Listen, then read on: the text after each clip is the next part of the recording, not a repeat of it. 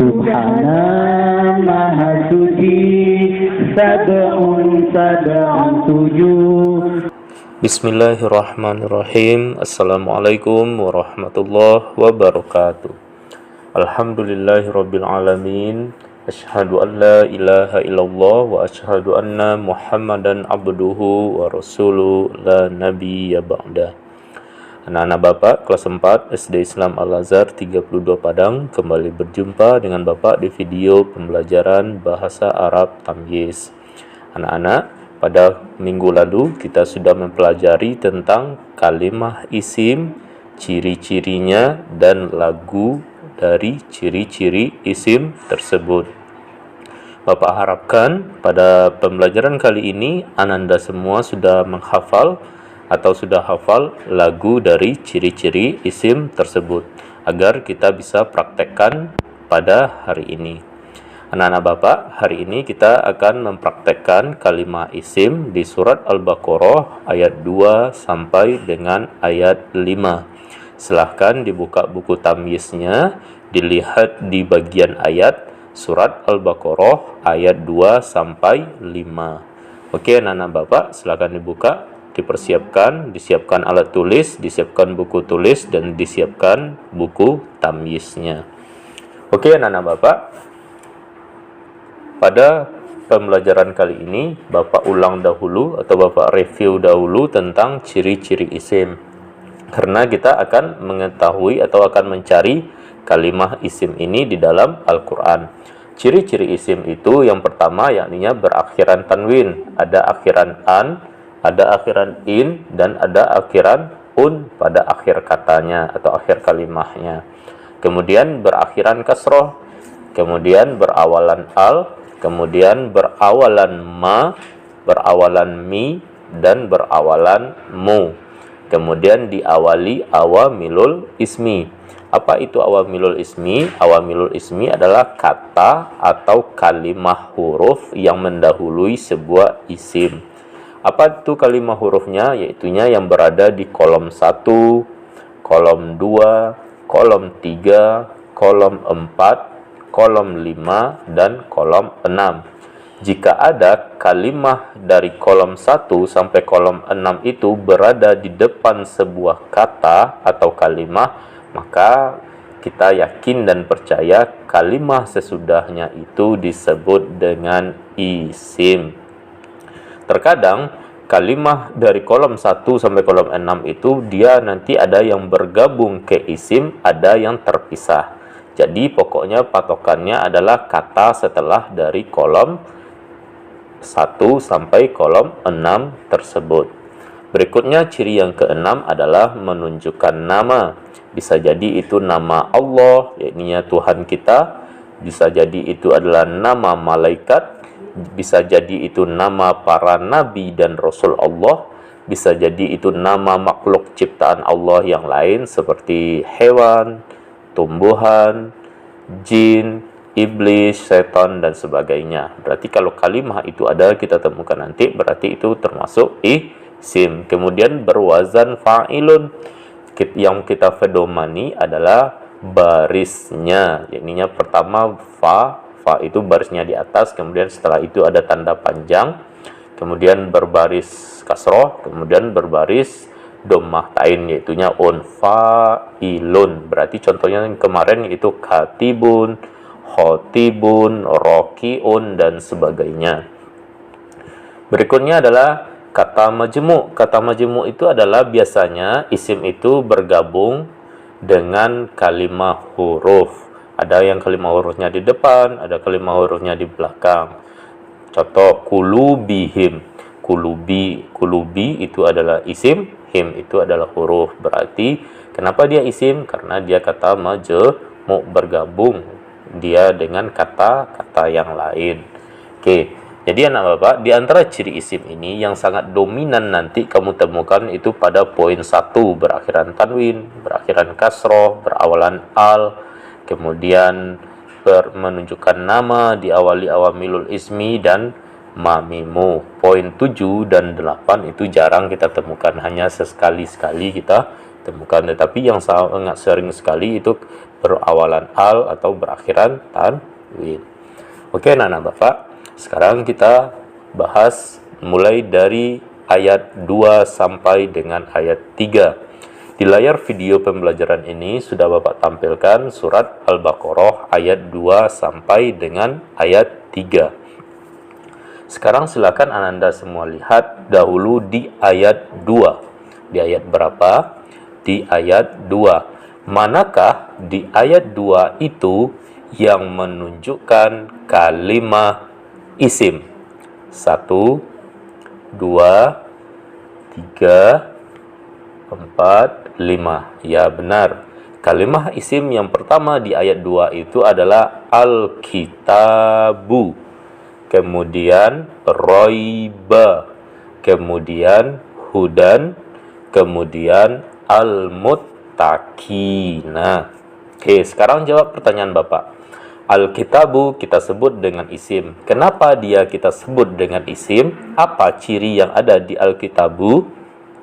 Iya benar. Al-Kitabu isim karena berawalan al atau berawalan alif lam. Kita baca nanti al ya. Al-Kitabu isim karena berawalan al. Sekarang lihat kata roiba. Kenapa kata roiba itu kita sebut dengan isim? Apa cirinya di sana?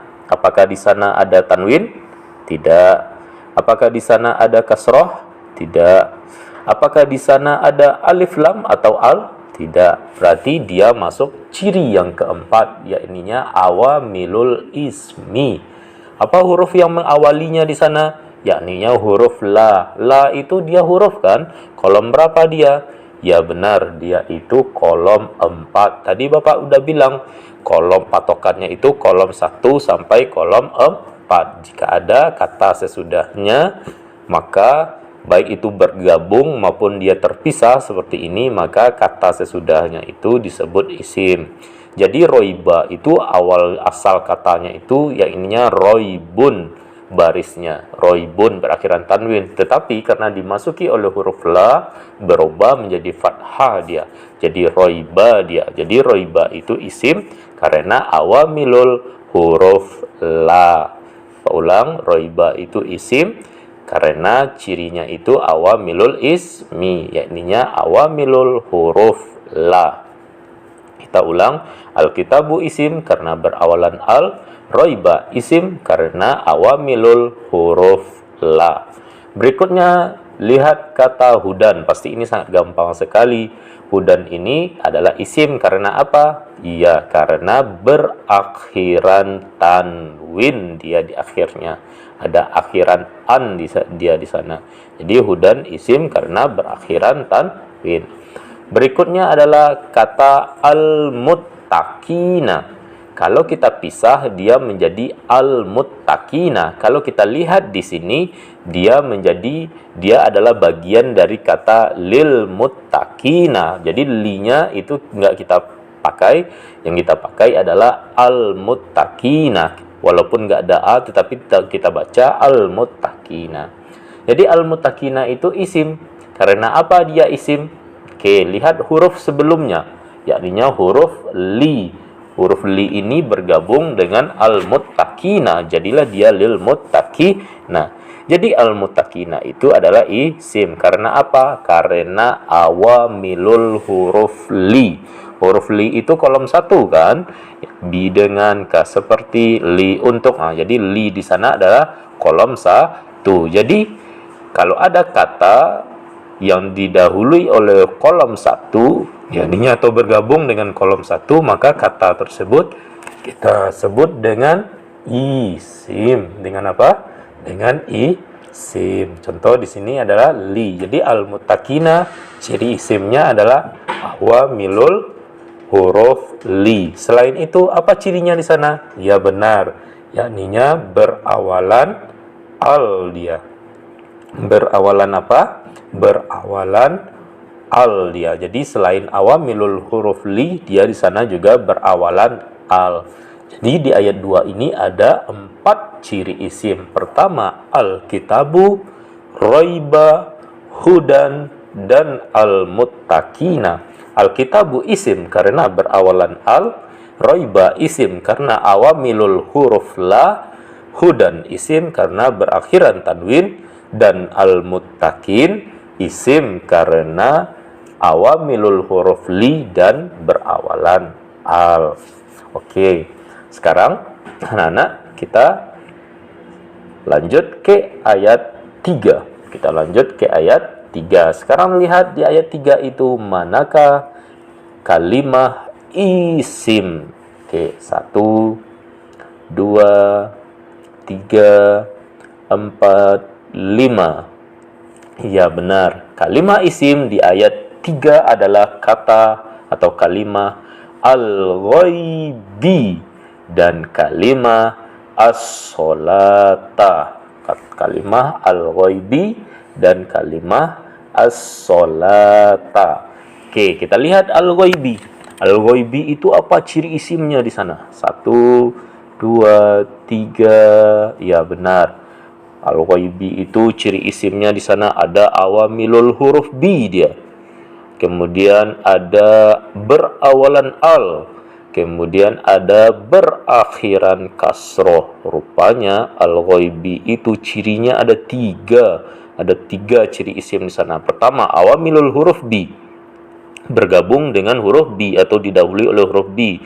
Kemudian berawalan al dia. Kemudian apa lagi? Kemudian dia berakhiran kasroh. Oke, lanjut ke kata as-solata. Oke, apa ciri isimnya di as-solata? Silakan Ananda lihat, Ananda cermati. Ya benar, ciri isim di as-solata adalah berawalan al. Berawalan al dia di sana. Ada alif dan lam di depannya. Berarti as-solata isim karena berawalan alif lam. Oke anak-anak Bapak, sekarang silakan setelah ini dikasih tanda di buku tamyiznya. Kalimah-kalimah isim di buku tamyiz kamu tersebut kamu kasih garis bawah. Kemudian di atasnya kasih kode I. Berarti kasih kode I. I itu artinya isim. Berarti alkitabu kasih garis bawah, kasih kode I di atasnya. Roiba garis bawah, kode I di atasnya. Hudan garis bawah, kode I di atasnya. Al-muttaqin garis bawah, kode I di atasnya. Al-ghaibi garis bawah, kasih kode I di atasnya. As-solata garis bawah, kasih kode I di atasnya. Jadi di ayat 2 dan 3 ini berapa jumlah isimnya?